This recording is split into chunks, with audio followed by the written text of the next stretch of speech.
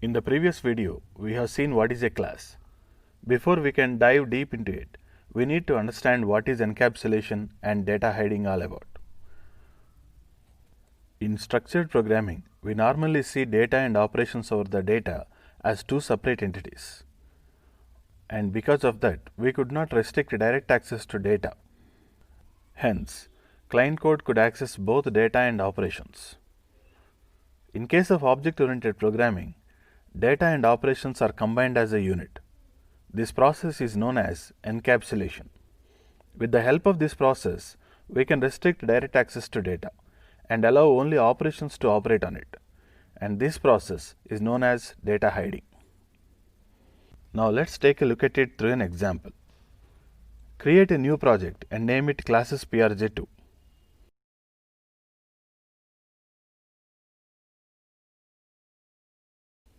Create main class and also select the main method.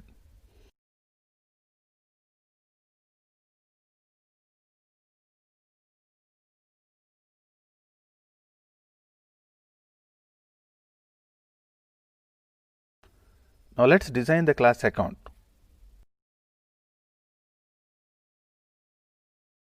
To keep it simple, let's declare only one field, say balance. Initialize it with 0.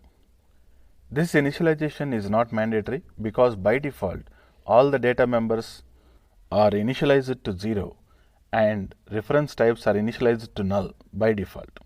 Anyway, just keep it for readability. We are looking to support 3 operations here. Debit certain amount,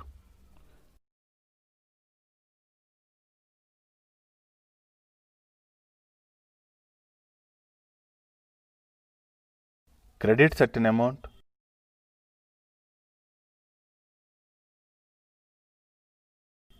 show balance.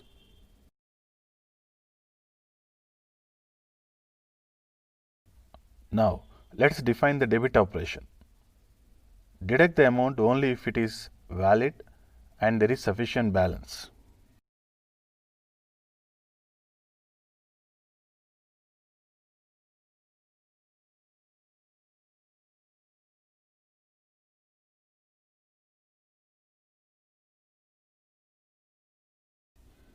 Now let's define credit operation. Credit the amount only if it is valid.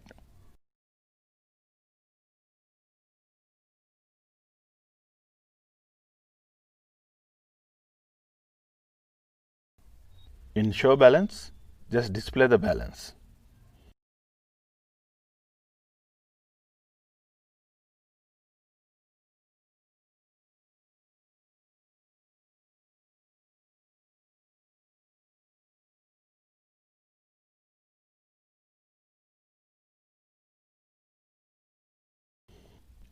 Now let's create an account object and perform few operations on it. Account A1. Here A1 is a reference variable. Let's create an object and assign its reference to A1. When we say A1.credit 2000, we are requesting the credit operation to be performed over A1.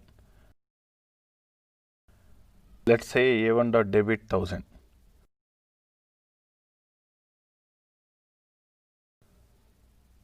When we say A1.showBalance, it will display the balance. Up to now, this is fine. Now what happens when we directly assign minus 2000 to balance? As you can see, we are not restricted. Let's see what is the balance after this. Let's run the program. You can see second time it displayed minus 2000.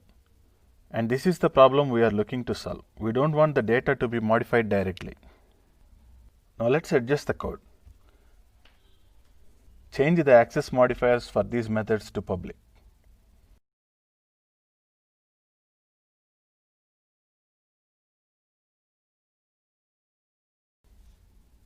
Change the access modifier for balance to private.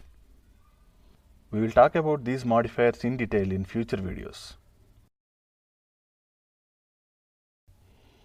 As you can see, we are not allowed to modify the balance directly now because balance is a private member in the class account. That is, it is given internal access, which means only the members of the class can access it now.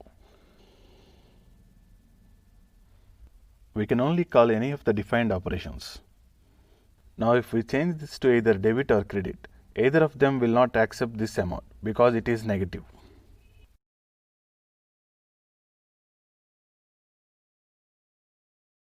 This way, by means of going through the designated methods, we can ensure that the proper constraints are enforced while modifying the data.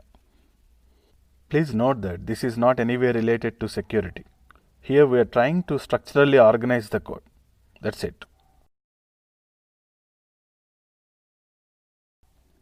If you look at the class account, there are 4 members: balance, debit, credit and show balance. Out of which balance is a private member, that is internal member for the class. Debit, credit and show balance are made public. That is, they are given public access. Now whoever is accessing this class, they cannot directly access balance. They can only call any of these operations. We could do this because we have combined data and operations as a unit, which is known as encapsulation. And restricting direct access to data is called data hiding. It is not hidden, it is only hidden for direct access.